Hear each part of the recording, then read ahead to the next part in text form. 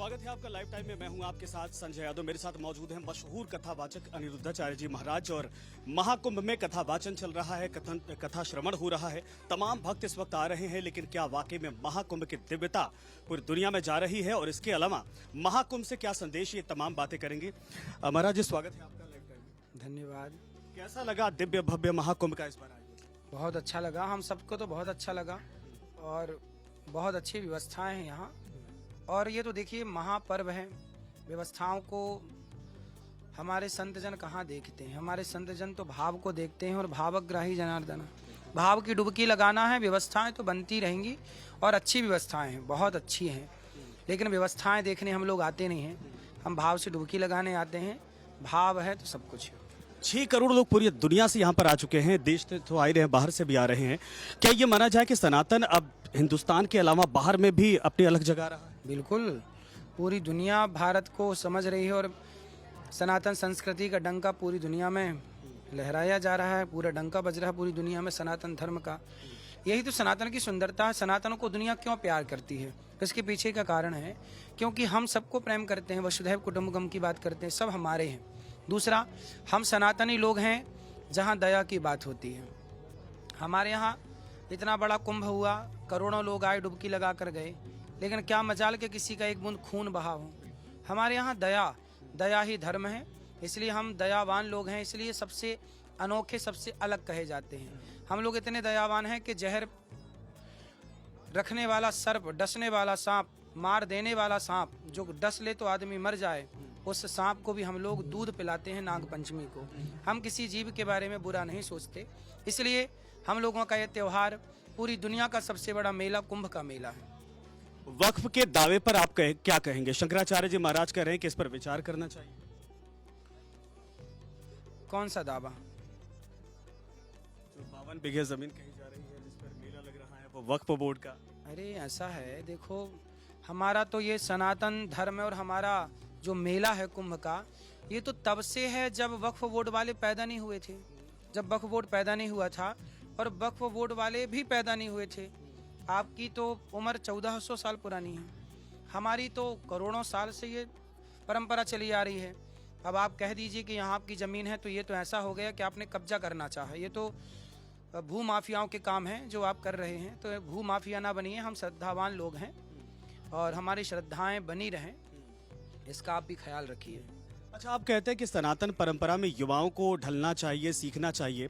अभी एक विवाद हो रहा है, एक मॉडल है हर्षा रिसारिया करके, और जिस तरीके से उनको सिंहासन दिया गया था अमृत स्नान में, ये बड़ा कहा जाए कि बड़ा विवादास्पद हो चुका है। क्या कहेंगे, क्या वो सही था या नहीं? नहीं, पूरा हमने सुना नहीं इस विषय को, आप बता दीजिए, पूरा तो समझ में आया। अभी हमने ये न्यूज़ देखी नहीं है। कैलाशानंद जी महाराज के साथ वो उस पूरे कहा जाए कि काफिले में थी, या जो रथ यात्रा थी उसमें थी, और पीछे सिंहासन था जहां पर स्वामी लोग बैठे थे, जहां पर साध्वियां बैठी थी, वहां पर साध्वी के वेश में एक मॉडल बैठी थी।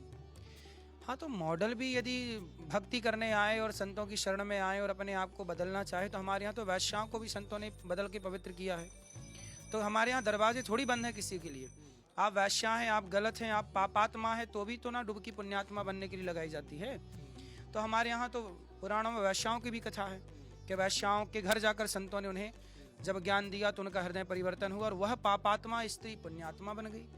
अजामिल जैसा पापी नाम ले भव सिंधु सुखाही, नाम लेके तर गया।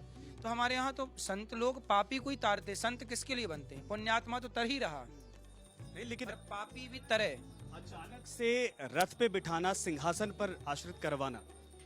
अब ये देखो, इस पूरे विषय को मैं नहीं जान, मैं ये केवल ये जानता हूँ कि संतों की शरण में यदि कोई गलत व्यक्ति आए और संत उसे सही बना करके समाज के भगवान के चरणों में लिटा दे, समर्पण करा दे, तो वो गलत नहीं है। अब कहाँ बिठाए ये विषय मैंने देखा नहीं, आज तक न्यूज़ ये वाली सुनी नहीं, क्योंकि यहाँ नेटवर्क प्रॉब्लम है इसलिए। महाराज जी, आप तो बड़े अपडेट रहते हैं, ये तो हम, क्योंकि कई बार आपसे हो चुका है संवाद।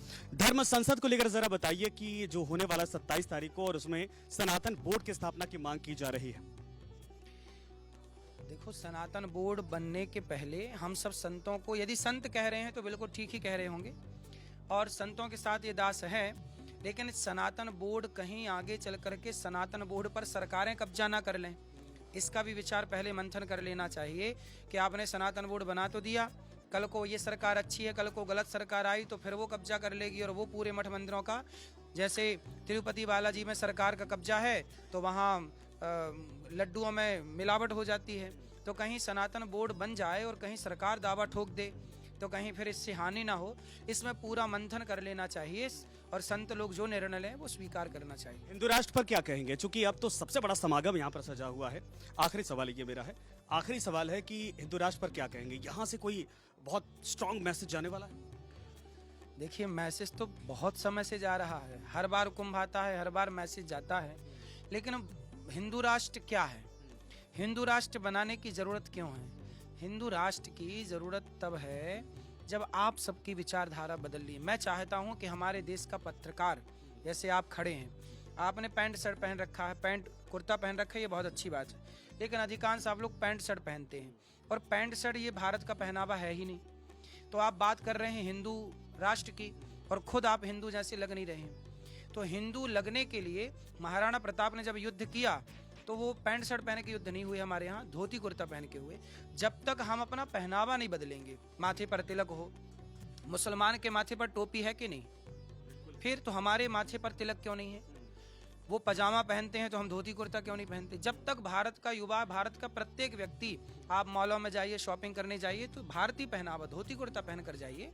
जब आप सब भारतीय पहनावा पहनेंगे, घर घर गीता पढ़िए। जिस दिन आप घर में बच्चों को गीता पढ़ाने लग गए, गुड मॉर्निंग छोड़कर जय श्रीमन्नारायण बोलने लग गए, अपने आप हिंदू राष्ट्र हो जाएगा। आप बदलना नहीं चाहते कि बस बातों से क्या होगा? कसमें, वादे, प्यार, वफा सब बातें हैं, बातों का क्या? इन बातों में कोई दम नहीं है, करने से होगा। देखो, मैंने तो देखो हर जगह जाता हूँ, देश विदेश इसी परिवेश में जाता हूँ, भारत का रहने वाला हूँ, भारत की बात सुनाता हूँ। माथे पर तिलक होना चाहिए, गले में तुलसी की माला, ये हमारा सम्मान है। हमारे गले में शंख चक्र तिलक है, भगवान का स्वरूप है। हम संतों को प्रणाम करने वाले लोग हैं, बड़ों का प्रणाम, माता पिता को प्रणाम करने वाले लोग हैं। जिस दिन हर बेटा माँ बाप का सेवी बन जाए, मातृदेवो भव पितृदेवो भव, उस दिन हिंदू राष्ट्र बन जाए। चिल्लाने से, कहने से क्या होगा? आप कहते रहिए, कहने से क्या होगा? आपने अपनाया कितना, आप उस रास्ते पर चले कितना, ये मायने रखता है। संगम नगरी से सनातन को लेकर कोई संदेश?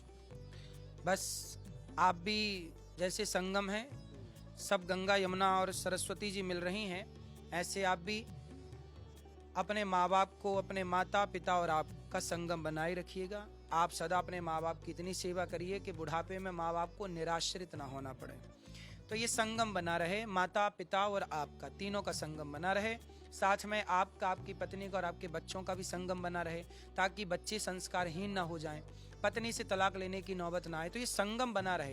ये संगम यही सिखाता है कि परिवारों में संगम हो, रिश्तों में संगम हो, मित्रों में संगम हो, हमारा और आपका संगम हो, मीन्स विचारों का संगम हो। हमारा विचार यदि सनातन के लिए है तो आपका विचार भी सनातन के लिए। ये संगम, ये मैसेज दे रहा है दुनिया को। महाराज जी, बहुत बहुत शुक्रिया बातचीत करने के लिए।